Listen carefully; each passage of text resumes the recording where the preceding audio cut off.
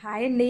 నేను ఇప్పుడు ఏ వంట చేసినా ఏ పని చేసినా నాకు చిన్నప్పుడు నాకు 9-10 సంవత్సరాలు ఉన్నప్పుడు నన్ను అనే మాటలు కొన్ని మాటలు గుర్తొచ్చి నాకు చాలా నవ్వుకుంటానండి. అది ఏంటంటే మా అమ్మతో అనేవారండి. ఏంటంటే నీ కూతురికి పెళ్లి చేస్తే నీ కూతురు వెనకాల నువ్వు వెళ్ళి వంట చేయాలి, పని చేయాలి అని చెప్పి అనేవారు. కానీ ఇప్పుడు నేను చేసే పని, నేను చేసే వంట వాళ్ళు చేస్తున్నారో లేదో అన్నదే వాళ్ళకే తెలియాలి, ఆ దేవుడికి తెలియాలి. అలాగే కొన్ని కొన్ని మాటలైతే అలా మైండ్లో అలా ఉండిపోయినాయండి.